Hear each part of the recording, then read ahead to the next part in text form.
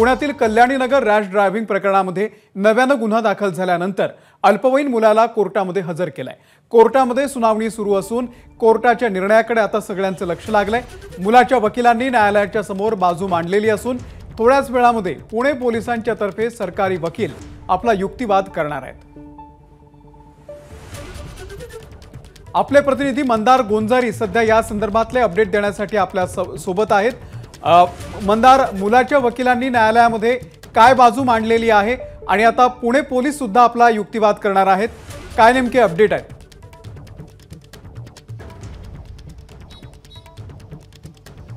मुलाच्या बाजूनी त्याच्या वकिलांनी हेच पुन्हा सांगण्याचा प्रयत्न केलाय की हा मुलगा अल्पवयीन आहे आणि त्याच्या हातून जे काही कृत्य घडलेलं आहे तो अल्पवयीन आहे हे लक्षात घेऊनच न्यायालयाने पुढे निर्णय द्यावा किंवा या सगळ्या प्रकरणाची जी काही कारवाई आहे ती चालवावी हे त्याच्या वकिलांनी सांगण्याचा प्रयत्न केलेला आहे।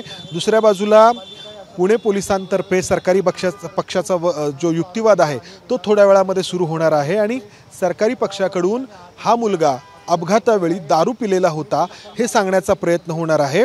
त्यासाठी नव्याने 185 कलम वाढवण्यात आलेला आहे आणि त्यासाठी पुरावा म्हणून या मुलांनी कोझी किचन या बारमध्ये पार्टी केल्यानंतर जे बिल पे केलं ते 48,000 रुपयांचं बिल पुरावा म्हणून पुणे पोलिसांकडून इथे सादर केलं जात आहे, ज्यामध्ये त्या मुलांनी दारूसाठी पैसे मोजल्याचं दिसतंय आणि त्याचबरोबर CCTV फुटेजही आपण पाहतो ज्यामध्ये हा मुलगा त्याच्या मित्रांचं दारू पिताना दिसतो आहे। हे सगळं पुणे पोलिसांतर्फे सरकारी वकील न्यायालयासमोर मांडणार आहेत। मात्र सर्वात महत्त्वाचा प्रश्न आहे तो म्हणजे या मुलाचे जे ब्लड सॅम्पल घेण्यात आलेले होते ज्यामध्ये तो मुलगा दारू पिलेला आहे की नाही हे समजणार होतं, त्याचे रिपोर्ट्स मात्र आलेले नाही आहेत। ते काही आज देखील न्यायालयामध्ये सादर केले जाणार नाही। त्याचा परिणाम न्यायालयाच्या निकालावरती होतो का हा सगळ्यात मोठा प्रश्न आहे।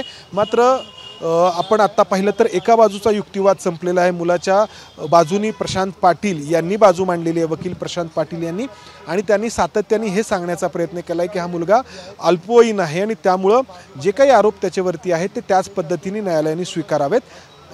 ही एक बाजू मांडून झालेली आहे।